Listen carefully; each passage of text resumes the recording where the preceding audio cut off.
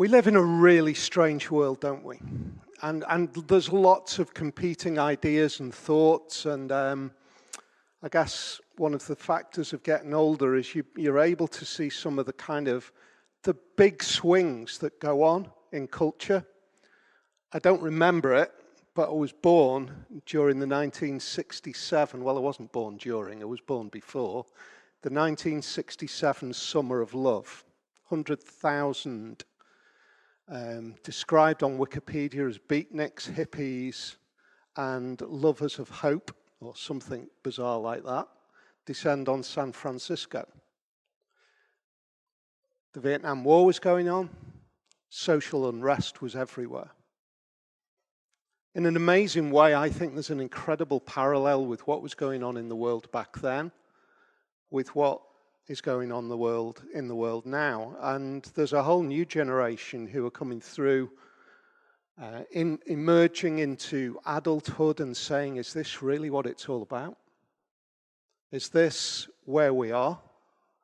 I've seen my parents, I've seen maybe my grandparents striving for something, and I'm not sure it's going to get us anywhere.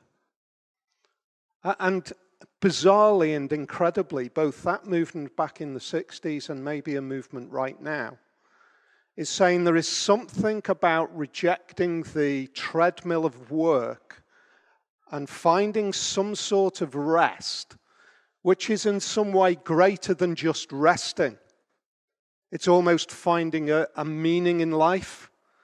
It's rejecting a pathway that's gone before, and it's finding something that makes sense, because actually all around I see incredible injustice, social upheaval, and all of the pathways that have gone before me are driving me in that direction, and it's not helping, it's not answering anything. That's the kind of world that we are experiencing now since probably COVID. It was called during and after COVID the Great Resignation. Hundreds of thousands of people across the world resigning from work. Why? I don't think it's because they didn't need the money. Maybe you didn't need the money if that's what you did. I think what was driving it is, in the middle of this chaos and madness, we're pursuing something which isn't the answer. And in an incredible way, I think this particular text speaks into the idea that there is a connection between well-being and justice in the world and rest. I had never thought until I got this text of the idea of connecting rest with justice. That's okay. I don't even know how to start with that, so I'll get a text and start to work it through. So let's have a look at what it says in Isaiah chapter 56. Remember this idea about Sabbath. We're going to come back to this idea of Sabbath and rest. Because I think what we see here is that God-shaped rest promotes justice, which is an incredible idea.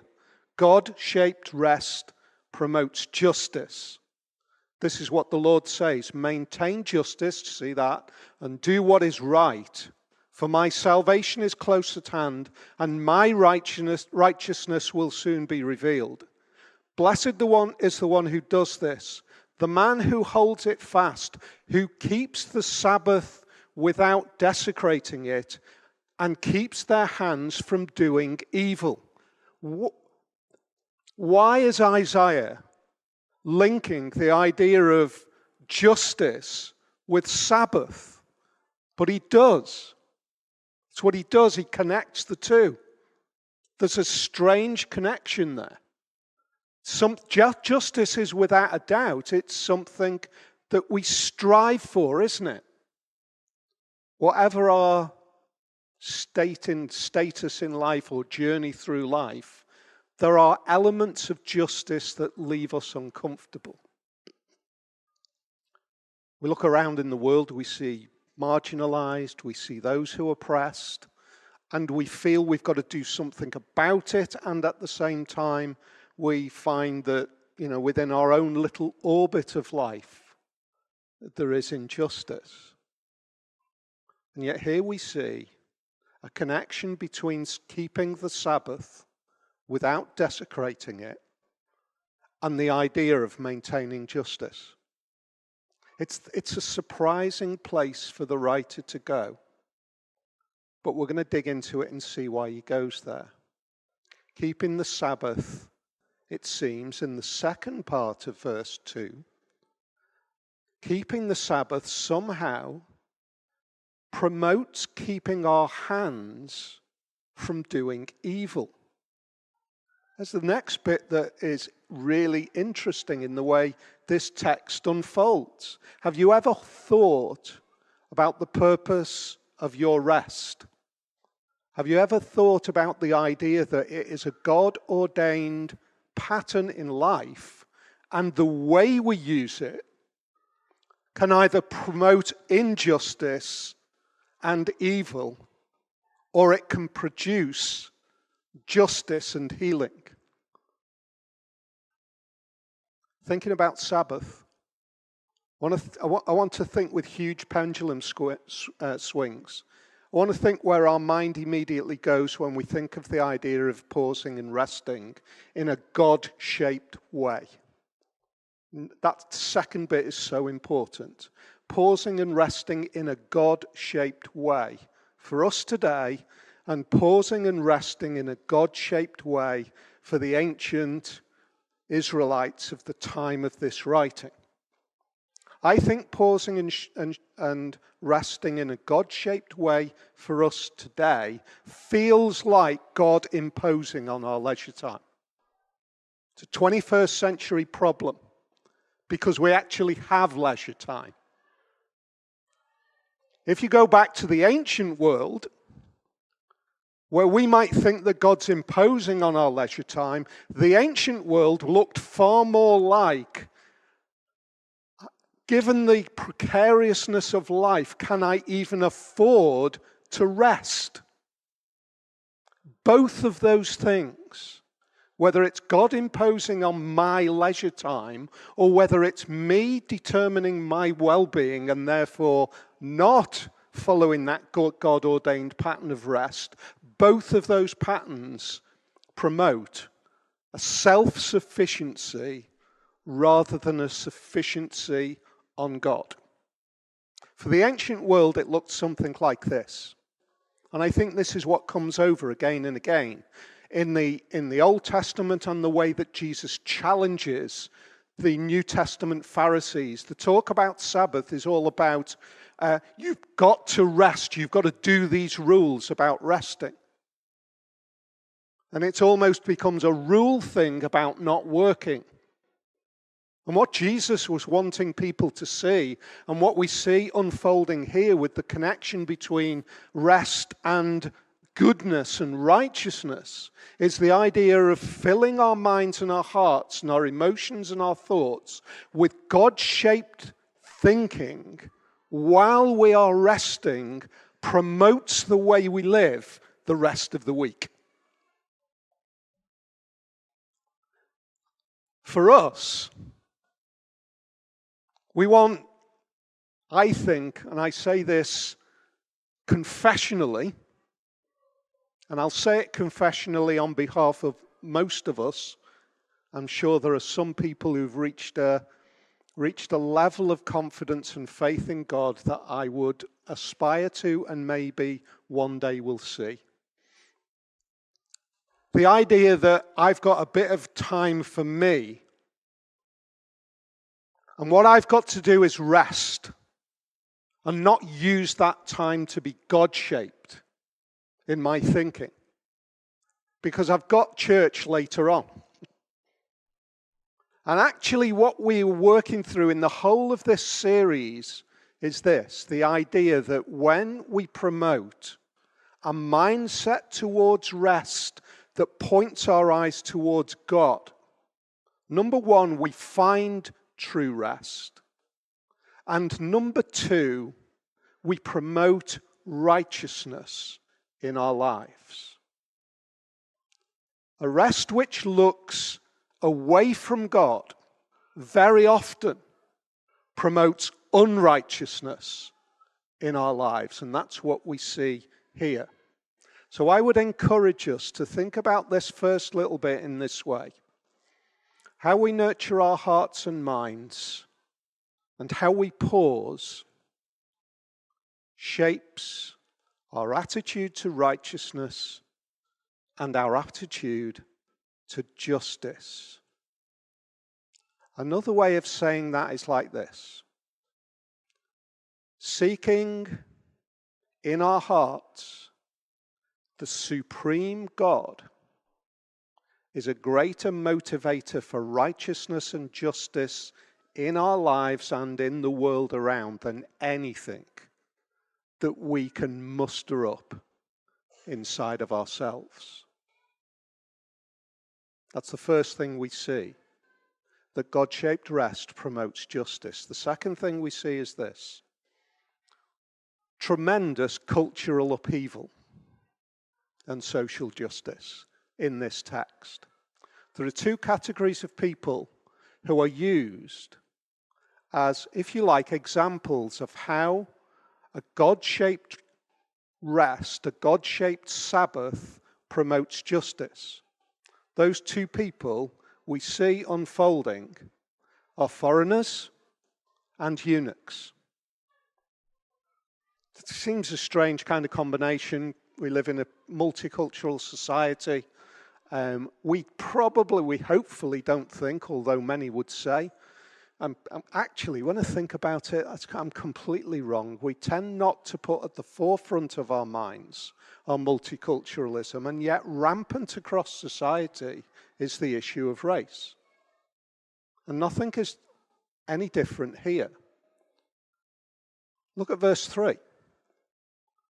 An ostracized community is the foreigners outside of God's people. Let no foreigner who is bound to the Lord say, "The Lord will surely exclude me from his people." When you read that, when you read a verse like that, when you read, "Don't say, let no foreigner say, the Lord will surely exclude me from his people," the reason it's there is because foreigners will say, "The Lord will exclude me from his people." It's almost as though that's something that would be on their mind. It would be on the mind of a foreigner that the God of Israel is not accessible to me. I can't come to that God. Why? Because I am not of this nation, of this race, of this community. This is the God of the Hebrews, and I'm a foreigner. And yet what remarkably we see here is Isaiah is saying that the Lord says, let no foreigner say that you'll be excluded. That's dynamite for the people of the day. Let me say this. That was dynamite for the nation of Israel from the day that Isaiah said it to today. From the day that Isaiah said, "Let no foreigner be excluded from my blessing," that carries on right the way through to today. There is a mindset, and we exhibit it in our own ways, in so many different ways. We can exhibit a mindset of superiority that this God is for us and not for others. And yet what we see here is that one of the examples that is used to encourage us towards holy rest is our tendency to ostracize those who are outside of our community. I would say that the fact that we have in that opening verse, first two verses, the idea that if we are not God-shaped in our rest, if we desecrate the Sabbath, in other words, if we don't look God-shaped in the rest that we have, we end up with evil hands. And evil hands ostracize the outsider. Second group, eunuchs. Mostly, not exclusively, there's a few texts apparently which suggest something slightly bigger. But mostly when the Old Testament talks about eunuchs, we're talking about those who are men who do not and will not and are unable to have children. Mostly because of their choice or the choice of somebody else, that they are physically mutilated so that they cannot have children. You say, well, we're living in an age where lots of people are actually deciding that. But culturally, back in the day of the writer of Isaiah, to not have that future dynasty, if you like, to not have a future people, a future family that can look back and remember us, was shameful. And anybody who was in a position where that was absolutely going to be the case, they were the shunned and they were the outsiders. Let no eunuch complain, I am only a dry tree. What does that mean? It means I am a tree that doesn't bear fruit. We can't understand these texts until we inhabit the meanings of the texts to the ancient world. That does not mean, let me just make this really clear, the Bible is not saying in these texts that it is absolutely essential for men to have children. It's not that. It's saying that when you look for your identity in future generations who can look back and see you, you have lost sight of a greater identity, which is the potential of your identity in God. And yet in the Old Testament, we see this kind of picture of the idea that we might not have an identity in the future, and it is something to be ashamed of. And in that sense, in this text, God says, let no eunuch say that. Don't let that be the case. Two marginalized groups, foreigners and eunuchs, who are used by Isaiah in this particular text as descriptions and ways in which we can see evil played out when our Sabbath direction is not focused correctly. I think very often we're in a situation where we can look around at injustice in this world. Let me name this. Religion plays a massive part in injustice in the world. It does. When we twist religion so that it becomes about our identity, when we twist religion so it becomes something which is us, not them, when we use religion as a means to marginalize and to oppress, that is the history of the world. Do you see how countercultural the message of Isaiah was for the people of that day? Are you amazed? Some of the first people who were saved in the book of Acts, the jailer, a foreign jailer, is saved in the book of Acts, one of the first accounts of somebody coming to faith in Jesus. Second, an Ethiopian eunuch, somebody who had been to worship God in the temple and had been kept out of the temple, restricted only to the courts of the Gentiles, unable to worship in the true way in which he thought he had and yet wanted to worship God. And we see this text fulfilled in Jesus. Because what happens when Jesus breaks onto the scene, We see centurions being saved. We see eunuchs being saved.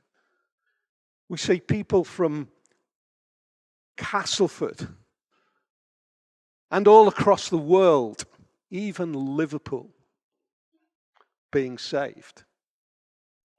That's what goes on when true justice breaks into the world. When God-shaped rest informs our direction of travel and changes our mindset. What kind of blessing then, if the eunuch and the foreigner is not to say that they're going to be separated, what kind of blessing might be poured out? What might be, it seems as though there is a connection between those who are hearing this word and their actions towards foreigners and eunuchs.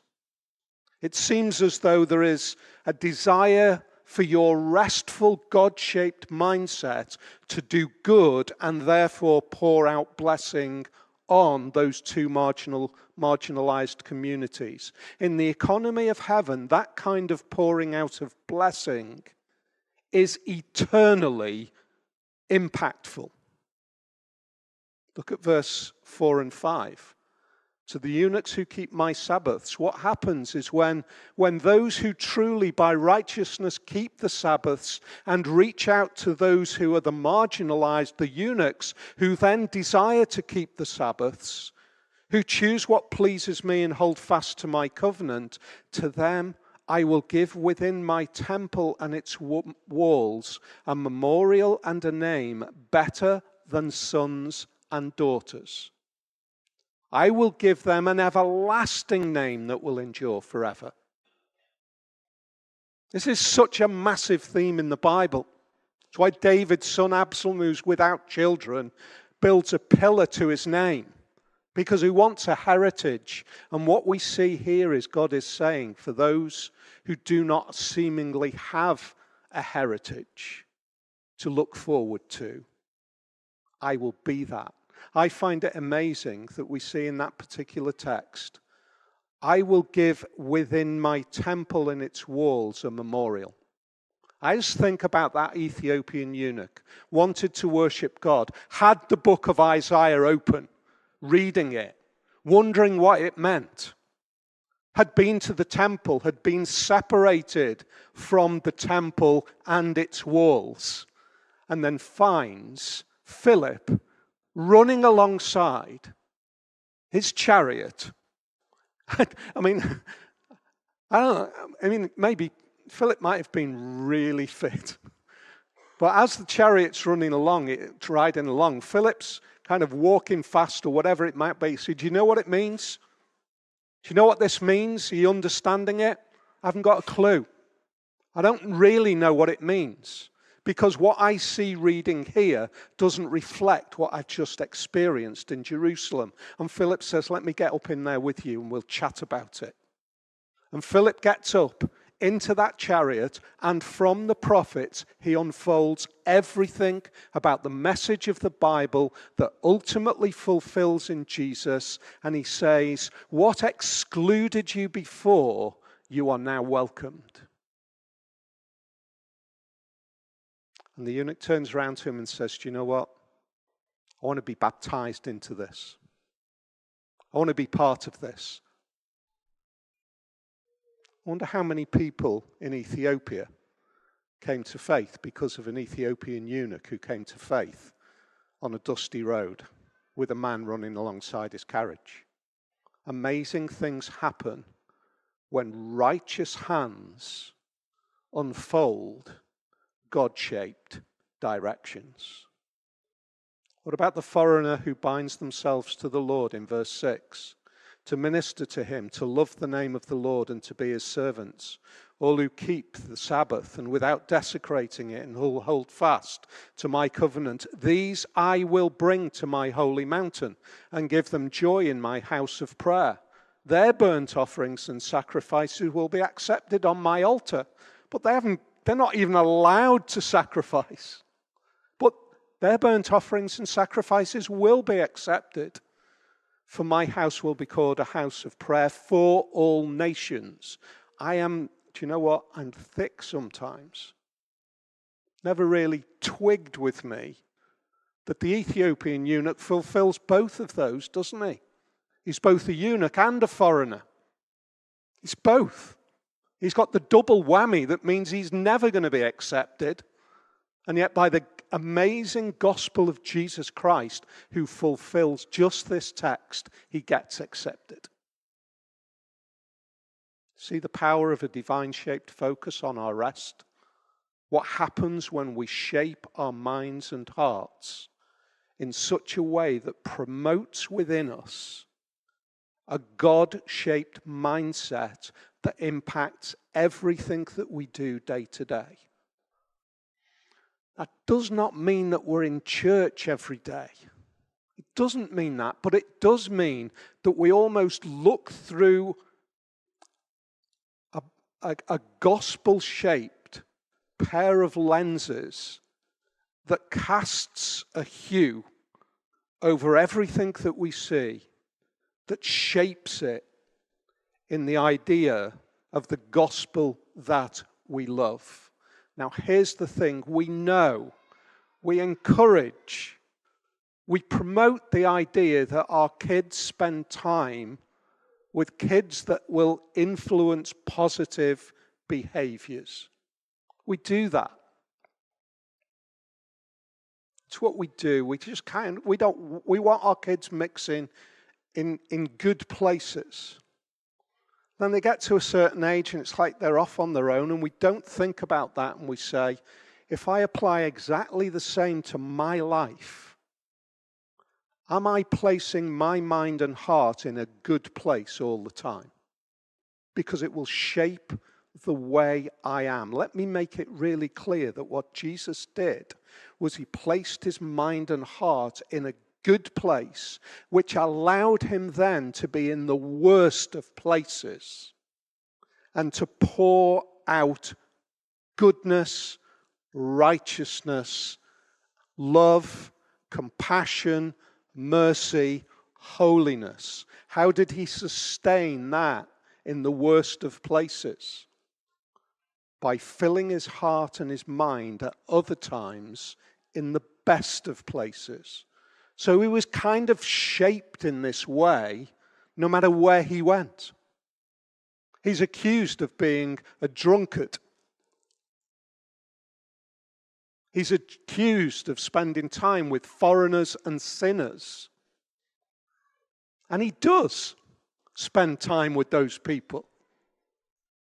And yet, the immersion of his heart and mind in the work that his Father had sent him to do was so Spirit-empowered that it poured out blessing on everybody who he touched. It's astounding, pouring out of blessing. Do you sometimes feel overwhelmed in this world? Feel as if it's all just too much? As though there's such big issues, huge issues, that what difference can I make? A guy called Lauren Isley, who was an anthropologist, I think in the 60s, he told a parable about a little girl who was walking along the beach after a terrible storm. And as a result of the storm, literally thousands of starfish had been washed up on the shore. And she walks along and she picks up one of the starfish and she throws it back into the sea. And people are watching her, bemused. That's just really, look at it. Look at the carnage. There's starfish everywhere and she's throwing one back in. An old man goes up to her and says, "Little girl, what are you doing? Look around you. There's starfish everywhere. You can't make a difference." And she thought and she stopped and she paused. And with the wisdom that only comes from the pure minds of children at times, She picked up a starfish and threw it in the sea, and she said, but I made a difference to that one. And he was blown away. And he decided to pick up starfish and throw them back in the sea. And then within minutes, hundreds of people on the beach are throwing starfish back in the sea. Jesus said something a little bit like that. He said, if anyone gives even a cup of cold water to one of these little ones who is my disciple, truly I tell you, that person will certainly not lose their reward. That is what little differences by divine shaped rest can make in the lives of others and ultimately in our eternal lives when we fill our minds with justice. Why? Look at verse 1. For my salvation is close at hand, and my righteousness will soon be revealed. That's why we're empowered to do it. Isaiah's people were empowered to live like this because Jesus was going to be revealed. And when he was revealed, the world changed. And we can look back and we can say we can carry on living like this, making little differences, having rest, God divine-shaped rest that impacts us for the rest of our lives because we believe exactly the same thing. Because his righteousness will soon be revealed. The second coming of Jesus Christ and his righteousness revealed for all the world to see is enough motivation to encourage us to seek him with confidence that we can rest in him now for his glory.